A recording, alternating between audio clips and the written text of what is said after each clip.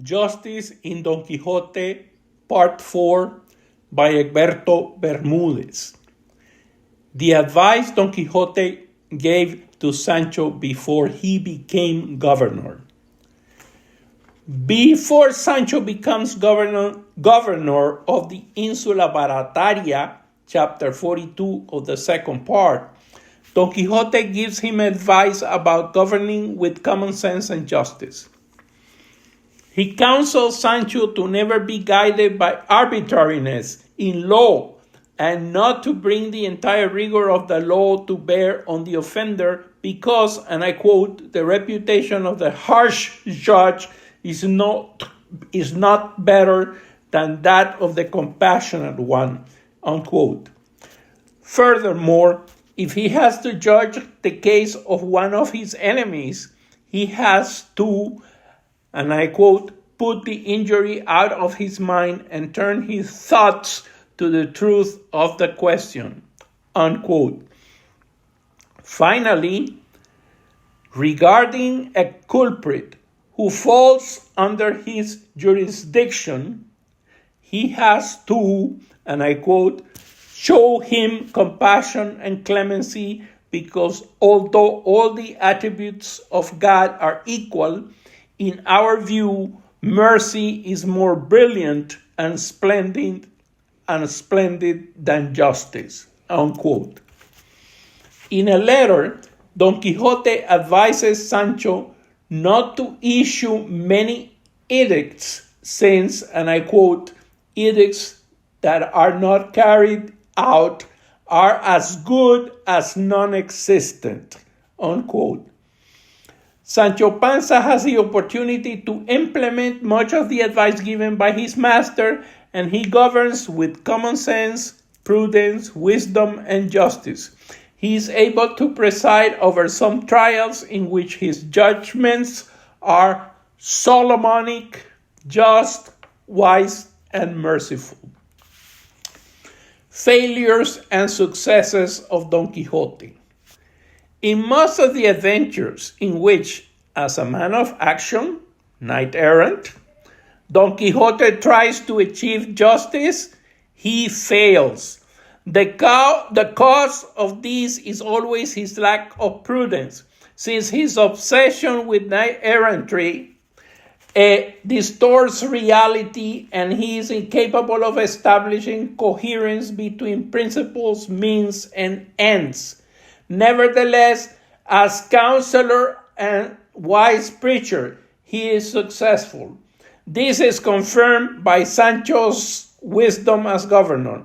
It is also important to remember that according to all the characters he encounters, including the narrator, Don Quixote is only mad in areas concerning chivalry.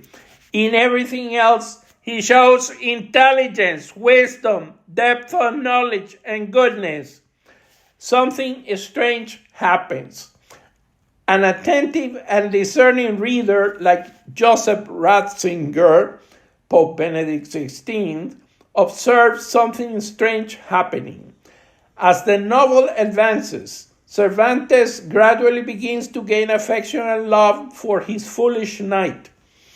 He realizes the contrast between his protagonist and the fake Don Quixote that a plagiarist had made into a lowly clown. Thus, he begins to see that his fool has a noble soul, and I quote, that the foolishness of consecrating his life to the protection of the weak and the defense of truth and right had its own greatness, unquote. Therefore, thanks to the literary art of Cervantes, the reader begins to see that, and I quote, behind the foolishness, unquote, and the failures in achieving justice, there beats the pure heart of a good man. According to Sancho, he, and I quote, doesn't know how to harm anybody. He can only do good to everybody, unquote. Something similar is expressed by Don Quixote himself, and I quote, I always direct my intentions to virtuous ends, which are to do good to all and evil to none, and unquote. A defeated knight. In chapter 64 of the second part, Bachelor Sansón Carrasco, a friend of Don Quixote, disguised as Knight of the White Moon, challenged Don Quixote to a duel and defeated him in battle on the beaches of Barcelona. The condition agreed was that the defeated knight had to return to his village and spend a year without practicing his profession as a knight-errant. A good man defeated, conqueror of himself, dies and achieves eternal renown and everlasting fame. Don Quixote returned to his village, depressed, dejected, and defeated. A fever kept him in bed for 6 days. His friends, the priest, the barber, and Sancho Panza, called a physician who found him very ill and recommended that he should attend to the health of his soul because he could die at any moment. After sleeping for 6 hours, he woke up with his judgment restored and attributing his healing to God's infinite mercy that cannot be curtailed or hindered by the sins of men. To all those present, the barber, the housekeeper, his niece, the priest, and Sancho Panza, he remarked, and I quote, "I was mad, and now I am sane. I was Don Quixote of La Mancha, and now I am, as I said, Alonso Quijano the Good," unquote. The narrator emphasized that even when he was Don Quixote and now that he is Alonso Quijano, he has always been a good person. Before he died, he affirmed that all the books of chivalry are hateful to him. He made his will and he confessed his sins to the priest. Finally, he died, defeated, but with his judgment restored and conqueror of himself. The important thing is that a good man dies, and I quote, "A man who became mad and committed himself with all his strength to do good to others, the means to resurrect knight-errantry were wrong, and of these he repented, but to the essence of his commitment to his goodness he cannot give up. Doing good should not die," unquote. This comes from the book Invitación al Quijote by Jaime Fernández.